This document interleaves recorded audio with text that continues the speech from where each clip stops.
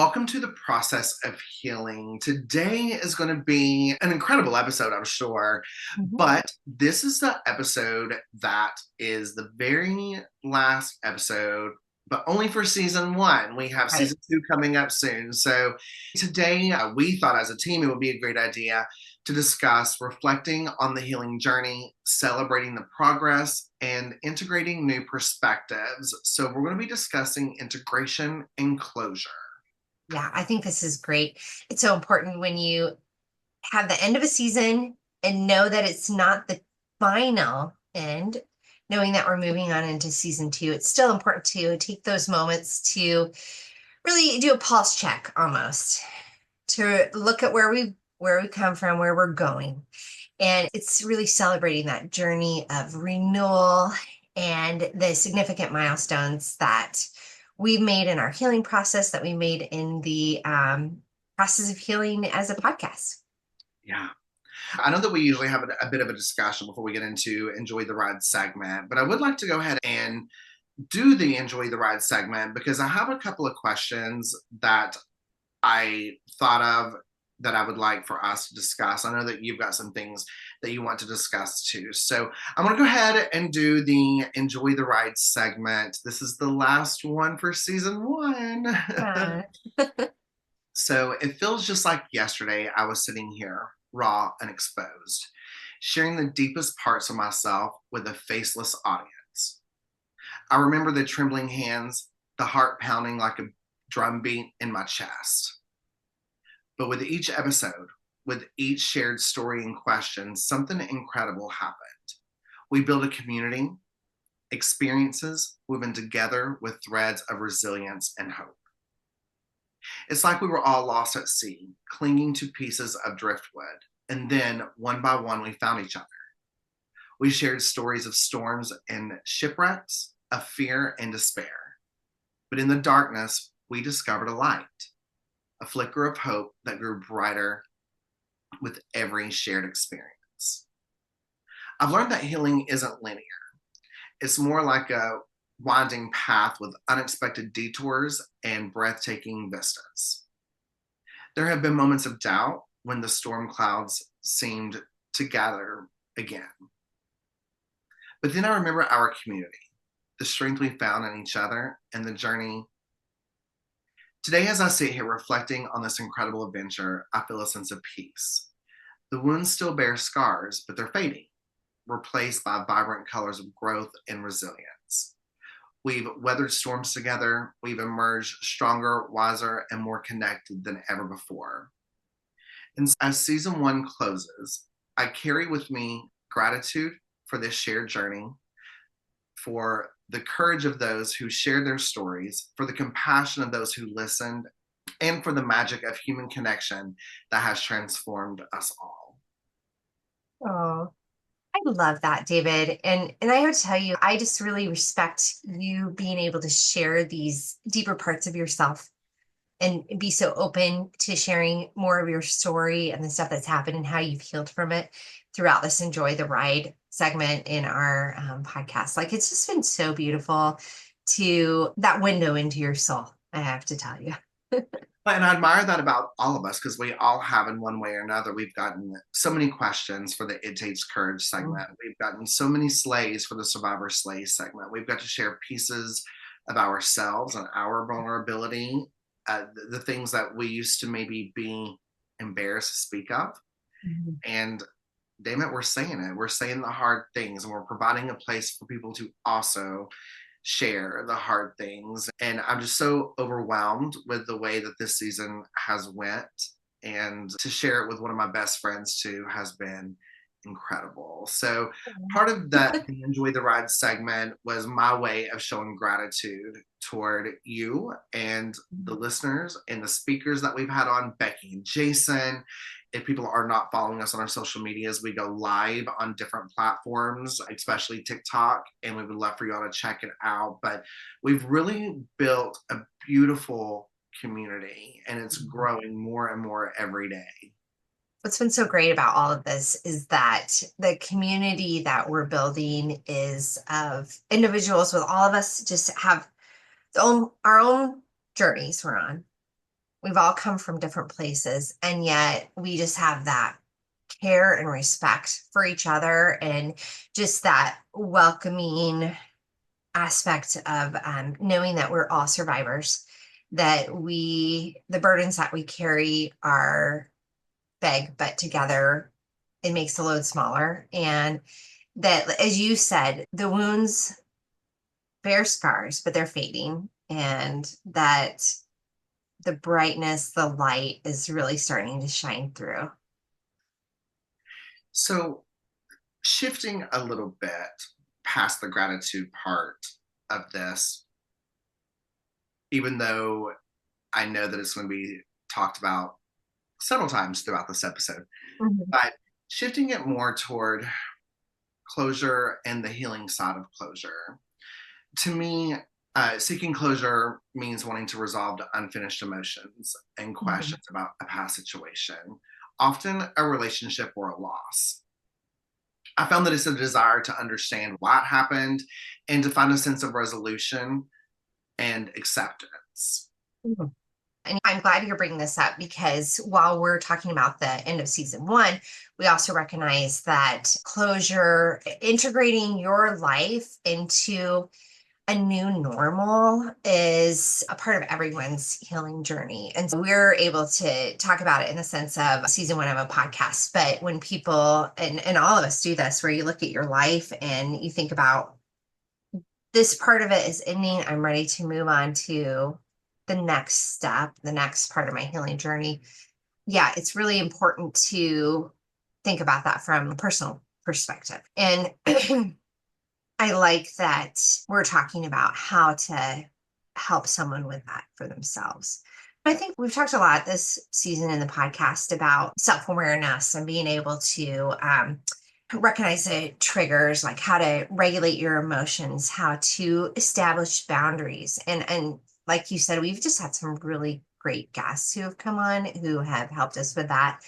And as we go across different social media platforms and connect with others and build this community, I love hearing and seeing how people are able to do that in their own life. Let me ask you a question for yourself. One of the most important things, I think, for talking about closure is how to normalize setbacks. As you said, healing isn't linear, but there are also times where it can remind you of past challenges. Do you have anything going on in your life right now that you have the chance to replay or redo a past pattern, but instead you're going to choose to do something different? I try to be self aware and to do that in every situation. When I think of whether it's leaving one job and Mhm. going to another, and then when the dust settles on the newness of that job, what did I learn from the previous job that Mhm. will help me not go down the same path of the things that maybe I Yeah, didn't like about that job? I always right. try to think in every situation, what was the lesson I had learned in a situation that was familiar with this? Same with Mm. relationships, right? Mhm. Like we've heard stories of people saying that they had trust issues. And so when they started seeing someone, they would go through their phone. And so maybe when that relationship ends or they decide to stop going through their phone, what do they do to keep themselves from going through that? I think setbacks are very easy to fall into. As long as I'm self aware of what's happening and I ask myself, okay, I'm back here in this familiar feeling. It could be an uncomfortable feeling, but either way, it's still familiar. Mhm. What have I learned from other adventures that I wish I'd have known then what I know now? Yeah. Gosh, that's so true. And what I found in my own life is that I might be reliving a pattern from before, but this time I am aware that I am reliving it. And I see that actually as a small victory, because, which I think is one of the most important things about closure and just like celebrating where you come from. If you're able to recognize that, oh, I have been here before, I'm still in it, but I see where now this is a pattern. Where the other times you might not even have been aware that this is a pattern at all. Now you're able to see, okay, this is a pattern. I recognize that I'm back on this merry-go-round or the hamster wheel. Next time I want to get off of it, or I'm going to make a plan now to keep myself from getting on it. Yeah, I think what has been very helpful for me is the self awareness. And I know it sounds silly to bring up often, but it's really not. It's one of the biggest things that I can celebrate about myself. Yeah. Um, when I'm able to see that I'm talking a certain way, that I have a certain tone, or that my body temperature is changing, I'm getting Mhm. frustrated. When I'm starting to see those patterns, as you had mentioned, I'm seeing them very quickly. I'm recognizing it. It's, oh, I'm starting to get hot right now, versus Yes. before I was sweating before I acknowledged that I was hot, which means Yeah. something is maybe wrong, right? As far as a trigger. Now, if I'm outside in 100-degree weather running, that's another thing, but Yeah. you'll never find me doing. But just being that self aware Mhm. is the biggest, best tool that I have in my kit. Yeah, I totally agree. And we talk a lot about triggers, but being self aware doesn't just mean you're noticing what is triggering you. It's also, as we talked about, glimmers of that hope, being able to find the good in a situation too, where it's not just the bad that you're aware of, but now you're able to start looking for the good in a situation, which is honestly sometimes almost harder. Yeah. It's so easy to always mention in one of the podcast episodes, you plan for the worst, but instead just shift that set of planning for the best case scenario. And there's always going to be stuff that you have no control over, like situations outside of your control. Like I think of right now going on in my life, my daughter's about to have surgery and she has surgeries regularly for physical things she's got going on. In the past, I do that mom freak out thing. It's just really easy to do and just to be so worried about her. But this time I'm trying to have less, not the stress will always be there because you care for your baby, but how I'm trying not to obsessively worry about every detail of what might possibly happen in the worst case scenario is I started that this last surgery and it's actually easier this time. And I love that. It's freeing a little bit to just be able to then get more rest, not be so distracted during the day. I'm able to really focus on other stuff too. So, You said a couple of things that stood out to me that I thought is very important. Is you had mentioned acknowledging that it doesn't have to be a trigger, it could also be something good. And I think that is so important because I know personally for myself and conversations that you and I've had amongst each other and with others is I'm going to use the word victim in this case. When people mm, have that victim mindset and they have a victim mentality, which I do want to say, I don't mean that in a negative way. I don't mean that in an insulting way. I have a different opinion of the word victim that some people do, but I think that it is a natural reaction and it takes a little bit of time to figure out what that word means to you and how to get to the next phase, which is hopefully surviving to thriving, right? But I think that when, especially, and I will speak for myself at this moment, when I had that victim mentality, when I was stuck in this victim mindset, the thought of feeling good was foreign. It was almost like a bad word. I don't deserve to feel good.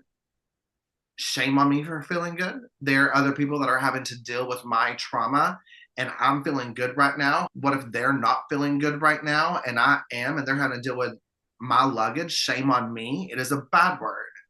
It's mhm, a word that it's a feeling that I'm not allowed to say or have, right? Kind of like right. the F word with the kids. And so when we get to that place where we start recognizing that I do feel okay right now, I do feel good right now, this is what Yeah. happy feels like. I Yeah. think that it is important for us, especially for us, to remember that because I think that was I don't want to, again, like I've said with other things, I don't want to say stolen from us, but it was put on hold for us for a Mhm. while. And so when we get into that self awareness place, I'm feeling this and I like it, and we continue to enjoy it. That is that's progress. Yeah. Because Oh, I totally I know for agree. myself, the moment I thought I feel really good right now, I would have to create something because I'm not Yes. supposed to feel good. It's so funny how you're like want to take yourself down a notch or look for the bad that could bring you back down because you get scared almost where you're like, this was so great. Something bad has got to be around the corner. And I'm doing the same thing and for myself and then even for my kids where like you mentioned being able to know what happy looks like, it might be different actually than what happiness was before. Now it can be different, but sometimes even almost better. Like, for example, yesterday we were sitting around the living room. We were all just hanging out. We were watching a show. The kids were coloring. We were reading. We were doing different stuff. At one point, we had Christmas music on. And I had us take a moment and say, savor this feeling. It feels good, doesn't it? It's weird, it's foreign because to do that internal check and realize, oh, wait a second, this feels good. This lack of chaos, this lack of like action and just rest was so peaceful and just that can also bring happiness. And so I'm trying to teach them that and again, even for myself, what that possibly could look like because a life of constant like on the go, catastrophizing, having that constantly looking for danger where you're always on edge, it creates in you something different mechanisms that says, okay, happiness is where I'm not in danger. Okay, that's great. But then what does happiness look like when you're totally safe? You had also mentioned when you were talking about your daughter's surgery, you had also mentioned the word stress. And I want to put that reminder out there. I like the way that you said it. And so I want to put the reminder out there that we're supposed to feel stress sometimes, you know, Yeah. and that is okay. It's how we handle it. How do Mhm. we let that stress win? Or do we take it and say, you know what, I'm feeling this right now, but how can I manage it? What can I learn from Yeah. it? What can I do? Which leads us back to that self awareness. It's not that your life is going to be perfect and great once you never feel stress or anger or those quote unquote negative emotions, which we've talked in other episodes. Mhm. It's only negative if you let it get you to that negative place. They're there for a reason and they should be explored. Mhm. But Mhm. there's healthy ways to do it. Yeah. So, a question that I have for you, which is getting us back to the closure part of the topic, is I know for myself and for many people, seeking closure can be important and is important for emotional well being. It helps us, or at least we think that it helps us move forward and prevent us from being stuck in the past. But my question to you is closure always necessary and achievable? I think it depends on your motivation for wanting closure. If you are wanting it because you're seeking validation for what you went through and how you're feeling, it, it makes it really hard when you don't get closure. I will admit. And if you look for it from outside sources, let's say from the justice system, is a really good example of where there's a very clear beginning and end to something, say like a court case, and we've been doing so many TikTok lives here. I want to call them a bad person, but like when you have an attacker, when you have an abuser, someone who's broken the law, you have a very clear start and end to that process, or it should be. And when you don't have that, sometimes it's easy to get caught up in the idea that that's where closure should come from. But instead, and especially if the justice system lets you down, you've got to find that closure yourself and find a way to know that what you went through is valid on its own, even without that person being arrested, even without them going to jail. And I know for my own life, I really had to find that and trust that and accept that what I went through on its own is valid and enough to be able to get healing for it and to be able to enjoy my life, even if that bad person doesn't end up being put away like I want them to. Yeah. For me, closure is like the word forgiveness. And, Mhm. and so I have a love hate relationship with it.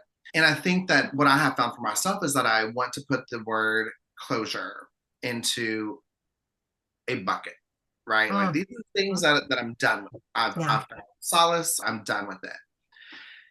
But for example, when it comes to my attack, I'm never going to have a conversation with my attacker and feel right. that there's going to be closure with that, Mhm, which is why I also struggle with the word forgiveness with it. mhm. But what I did find is like forgiveness, closure in this case, when it comes to my attacker, is for me. Yeah, And I try to look at it as in when I personally would think of the word closure, I would think of the book is done. yeah. We've read the last page, but maybe it's not the book, maybe it's the chapter, right? Mm, I have found closure with what happened judicially. I mm, have found closure yeah, with what happened with him being released. I yeah, found closure in the steps throughout the journey, but the journey isn't over. But then when I think about closure within a relationship, when my partner and I split up, yeah, I it's still gonna hurt. It's almost like when you think of the loss of someone as far as death, right? Like yeah. you learn to live without them, you learn to Mhm, cope, but it's never you're never fully over it. And mm, so what I found with the word closure when it came to the ending of a relationship with a family member or a friend or a partner is what can I take accountability for that I owe them for to help them with their closure, to help them with moving on, mhm. in hopes that I also get their accountability for what they need. And it might come at different times. But what I had to focus on to help me was what can I take accountability for with Cody Yeah. that will help me know that when I lay my head down at night, I want to know that when I close my eyes to go to sleep, that I have done all I could. I loved him the best I could. I asked for forgiveness. I allowed time for forgiveness. I took the accountability. I took the ownership. And I don't have to have that from him. I want that and would love that, but I don't have to have it in order to be okay. Mhm. And so all I can do when I lay my head down at night is did I give him what I also would want? And that really helped me at least get to the next chapter of my life without Cody. Yeah, yeah. Man, that's a good way to put it. As you were talking, it just made me think how between our TikTok lives and the podcast here, we have really wrestled with that word forgiveness. Like a wild tiger, we have wrestled and tried to tame it. And what I realized is that I'm going to say something so profound right now. So get ready for it. In nature, within the universe, I don't really ever think there is a very set time of an end that is officially over. There's always a cycle of renewal.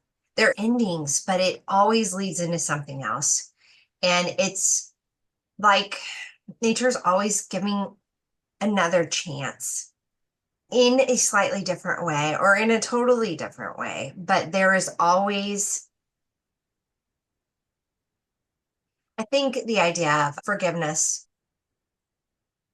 in a certain way is a man made construct to make abusers and attackers feel better for their behavior, almost like a license to do bad things, to continue to do bad things. Forgiveness is just damn near impossible to have an official, I forgive you, and then it's done forever and you don't ever think about it again or you don't ever bring it up or whatever. But it comes in waves. Like I think of the ocean too. Like you might be able to forgive, but then it comes back up in another aspect or another angle, another memory, another layer of something. And then to be able to have closure for that event, that moment, where it's truly an ongoing process, I think. And I love, though, your perspective on it to where you can look more at what could I do? What could I have done? And then what can I do in the future? Again, there's that ongoing sense of renewal to where you're not without hope because you can say, okay, I might have really failed at this and this, but okay, I'm going to learn from it. And then the next time I get to be the best version of myself, where maybe I wasn't as much, but now I can. Like there's always another chance. And I love that. I would like to go ahead and do the it takes courage question because I think that's going to lead us into another aspect of things that Yeah. I was actually about to hit on. The listener question today says, I've been listening to your podcast and it's helped me during the darkest moments of my healing journey. Your words and the stories shared by others have been a beacon of hope. I found a sense of belonging and understanding that I never thought possible. I'm starting to feel a shift, a sense of peace I haven't experienced in years. There's also a fear of letting go of the pain, as if it's the only thing that defines me. Mm. How do I embrace this new chapter without feeling like I'm betraying the person I was in the midst of healing? Thank you for creating a safe space for us all. Mm. Wow. First, I want to acknowledge that I'm so glad that we're a part of this with you. I love that you're seeing that shift and that you called it a sense of peace and that you haven't experienced it in years. You and I had talked about before, Susie, on probably every episode, but even just a few minutes ago on this one, is the fear of letting go of the pain because we feel as if we deserve it. Mhm. Mhm. We have to remember we did not deserve. We didn't deserve the pain. And I do want to say that there are actions, there are things that we have to take accountability for that maybe did hurt someone else. And I'm not trying to say this as a scapegoat by any means, but I think that when you hurt people, especially because they say that you hurt the ones you love the most, Yeah. I think it's because sometimes we just haven't got to the core of our real problem. Mm. Mhm. Sometimes that comes out, like when you think of a romantic relationship, some of the conversations we've had, if someone cheats on their spouse, Yeah. a lot of sexual assault victims, a lot of victims will act out sexually. Mhm. It might lead them to an affair or destructiveness in a sexual act or something that hurts their partner. Now, can two things be true at one time? Did you hurt and betray your partner? Did you let them down? Did you break their heart? Did you hurt the trust? Absolutely.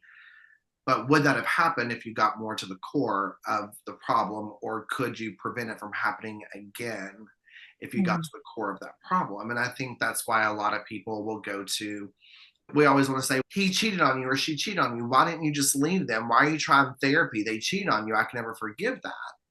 But if both people are going to therapy and they're trying, then that means maybe they're trying to get to the real core of the problem because they know, they see that this is out of their character. This is different than the person I fell in love with. Mhm. And so I think that we have to do that for ourselves as well. We have to remember what led us to these points. We have to sometimes follow the breadcrumbs back to get to that core. Sometimes we do have to remember that pain as that humbling reminder. Mhm. But the core of why you're hurting or acting out or made bad decisions is not your fault. Mhm. There are decisions I have made and things I have done because there are parts that I have not gotten to in therapy yet from my attack. I Mhm. did not deserve my attack, period. Yeah. You did not deserve what happened to you. I don't know this person's story, but we all have a core of our weakness. We all have a core of our pain, Yeah. and we are all going to act out on it in some kind of way. And Mhm. we have to get to the core of it. It does not define you, but what it can do is help you become a better you. Our listener here said that's what defines them, but maybe for a while, it also is what motivated them to make certain choices. Like you said, whether they were good or bad, that's what was the motivating factor in a lot of decisions.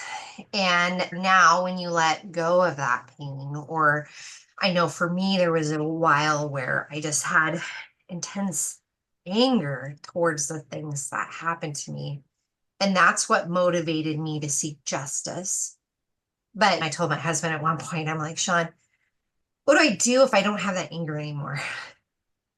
Am I going to be able to continue to pursue efforts through the justice system if I'm not angry about this anymore? This is not even angry about the person, but angry about the situation, angry about my life, and to try to find the good in it. Is it possible to still want to be motivated to help bring these people to justice if you're not doing it out of revenge or anger? The best outcome is Mhm. when you're able to set that anger and things aside, is when you're going to get the better outcome. Right. And that's what actually Sean told me. He said, Susie, at your core, what you're motivated by is love, not anger. And that made me feel just really good about myself because the anger had consumed me there for a while. And then to be able to recognize that there's more to me than just one aspect. That's all I can see, but it's good to know that other people see something different. Yeah. There's so many songs coming to my mind because music is such a big part of all of our healing in one way or another. But when you said, Susie, there's more to me, it Mhm. reminds me of this song that is an older country song by Jessica Andrews. Like I was a teenager Mhm. when this song came out, but it's so relevant to me today still and so Yeah. good, but it just means something different. And so the Mhm. song says, There's more to me than you. And of course, Mm. she's talking about a breakup, but, Yeah.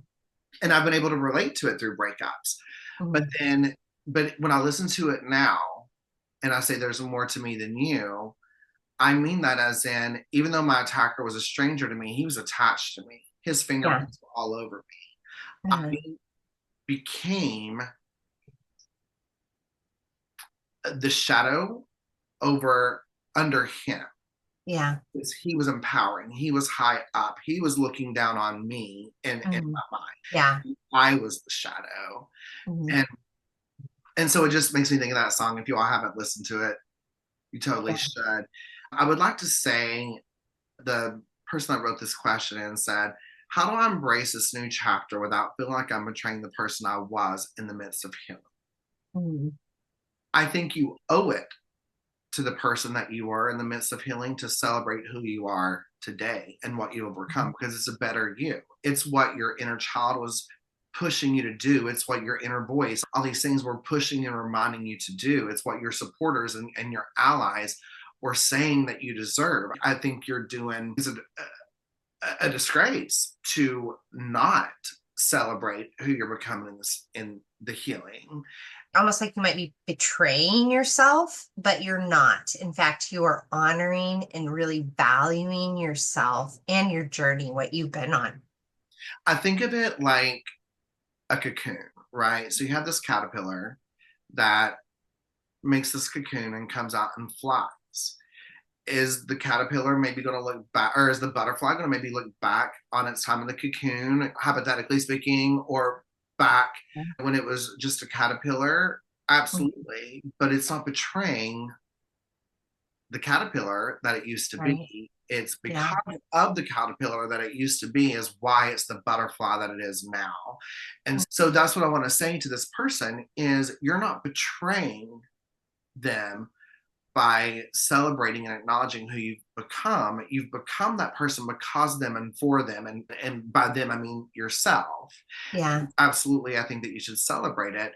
Forgive me, but it reminds me of this other song that I'll probably be able to shout about music, but it's a Leanne Rimes song. And I quote it in my head all the time and have for 20 years now. But she says, I will learn to love the things I cannot change, Mhm. but I will change whenever I can. Ooh. And I just think that song is so great because it's not putting pressure on to say, you've got to change right now. It's now or Yeah. never. It's I'm going to learn to acknowledge these things and Yeah. know that I'm striving to get to a place, but I'm going to do it in my own time. And Mhm. that is okay. Yeah.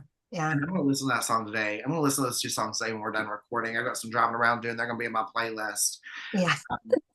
But I really appreciate this question. Thank you so much for letting us be a part of this with you. I hope that what we say helps. And I want to say that I understand when you say, am I betraying the broken person by now being the healing person? I always felt like I was held together with duct tape and a prayer. And I feel that now, even though there's cracks in the foundation, I'm held together with glue Yeah. and Oh, not that's duct good. tape and a prayer. And I don't think that I'm betraying myself. I Right. think that, like Susie said, I'm honoring myself. I think it would Yeah. be a disservice if I did not do that for myself because I deserve it. Your inner child deserves it. Um, my inner child deserves it. All of our community, the people that we try to ally for, the people that have allied for us deserve it. Your growth is built upon that foundation, but you're not replacing it. You're just building that foundation more stronger, more stable, and then growing it up from there. So that's a beautiful thing. And I hope that our listener like us can find that gentleness for themselves without being so hard on themselves to the expectations that you have to be at a certain level or a certain place with all of this. You just go at your own pace. I also want to say that you don't have to do this alone. You are in a community of others that can see you for who you are. Either they have history with you of where you've been, or they are just someone who sees where you're headed and really wants that for you. I would say to our listener, don't give up and just know that you've got a strong support system out there, whether you've already started that support system or not, it's there. We were watching something and the kids really took to this idea when it comes to friends. It's either the friend that you know already or it's the friend that you just haven't met yet, but they're still going to be your friend. And that brings us into our survivor slays. As our season one is ending, we just have really enjoyed getting to hear from our survivors on where they're at and what they're involved in and how far they've come. I would like to talk for a second about how closure does impact mental health. Seeking closure can absolutely have a positive impact on mental health by providing that sense of resolve and peace. Mhm. It can help reduce anxiety, depression, other negative emotions associated with unresolved issues. However, it's important to be realistic about your expectations and to avoid dwelling on the past. You can maybe request, but you have to respect the decision. You cannot require someone to be a part of giving you closure if they are not in that place. It could be something you have to find on your own. Accepting change or the end of something, I know, is a huge challenge for me. Mhm. But I have to remember that it's crucial in my healing and to move forward. And so I want to give you all a couple of steps that my therapist has helped me with and that I have remembered to, because well, I know that for myself, when I thought about closure, it was always the end of a relationship, usually a romantic one. That is when I Yeah. needed closure because that's where my abandonment issues would come into play. But Mhm. closure could be leaving a job, it could be losing a pet. It's also, of course, death and relationships and all these other things that we'll seek closure for. But it doesn't have to be what we categorize as big. If Mhm. we feel a certain type of way about it, it's our big right now. And so I think it's important to acknowledge your feelings. Don't suppress them. Mhm. Have self compassion. We recommend journaling. Mhm. Understand the situation. Accept the reality. Avoid dwelling on the past. And what I mean by that is absolutely we need to be in present time. We need to focus on the present, but it's still okay to have that time where you do think about the lessons and Yeah. what used to be. Closing something off doesn't mean that person, if you're thinking relationship wise, Hmm. I will always want to celebrate the amazing things that Cody and I had together during our Hmm. time together. It's Yeah. what molded me into who I am today. You have to find that balance. So it seems like what you mentioned, closure through relationships. There are certain aspects of relationships or life that come with very clear closure events or symbolisms, like, for example, say a funeral or remembrance. What's interesting is that we don't often get that with just relationships. There's no official ceremony that says this is the end of that relationship. And I don't know. I'm thinking more and more there should be, Here's even the thing, for. because I agree with that. Mhm. But I think that what we forget sometimes is we can be that thing. We can be the fact that I could write Cody a letter and burn it in the backyard and have that. Uh-huh. You don't have to be involved. My closure is my responsibility.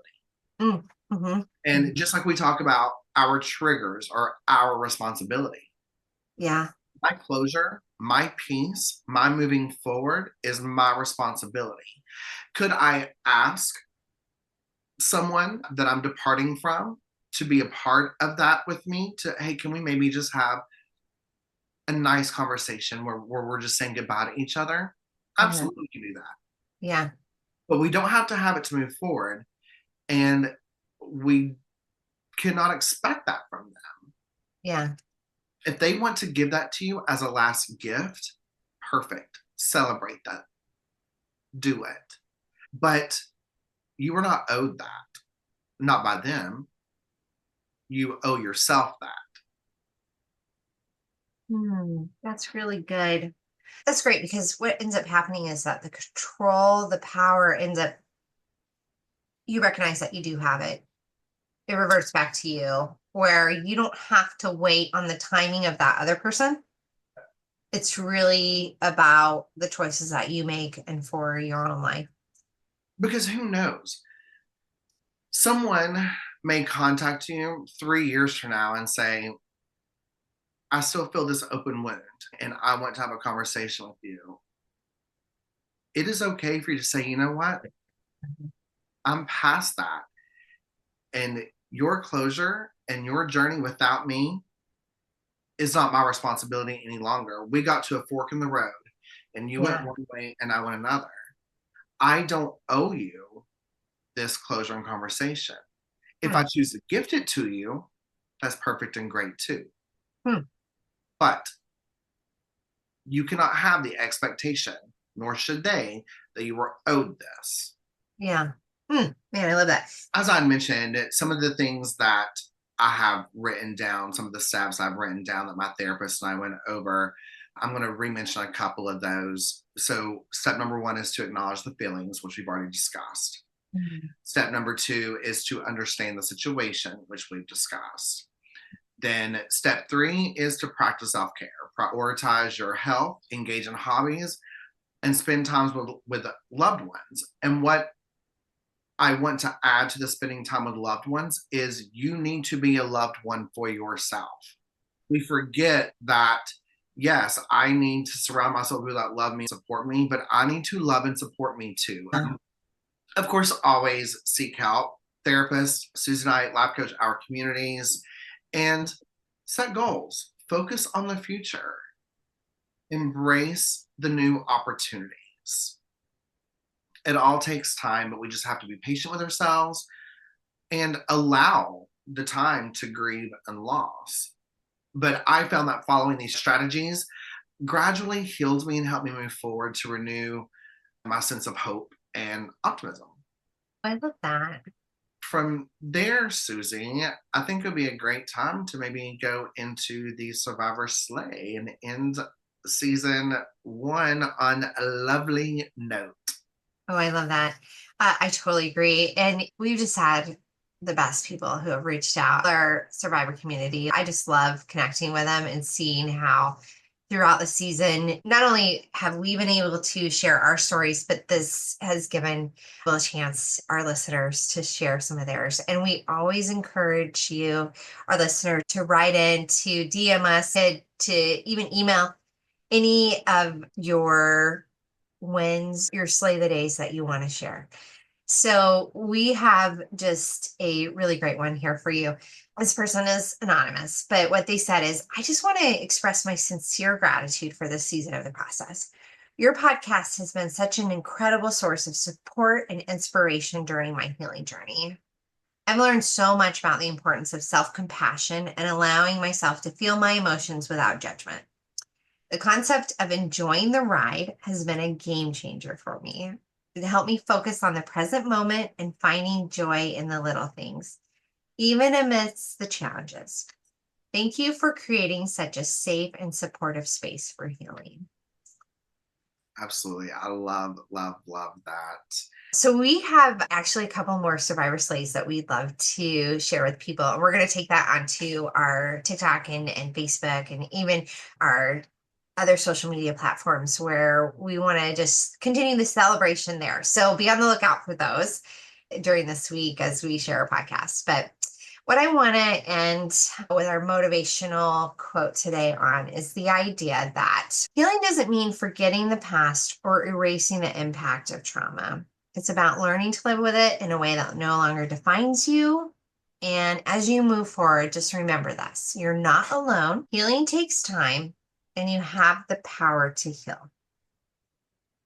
You got to believe in your strength and resilience. And it is possible to have a fulfilling life. It's possible to look forward to hope. I love that. And what a great season one. But you guys, we're not done. We've got a lot of great things in store.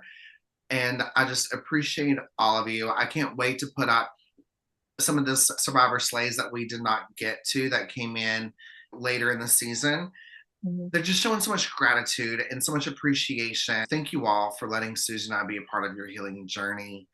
As we tell you all, you're not alone. And Susie and I have quickly learned that neither are we. This community that we're building is amazing. And you all are just a part of our journey as we are yours. I'm so excited, and we will catch you guys season 2. Thanks, everyone. Remember, healing is a journey, not a destination. You are not alone in this. It's okay to take your time, explore different perspectives, and find what resonates with you. Healing takes courage, and we believe in you. Together, we can enjoy the ride.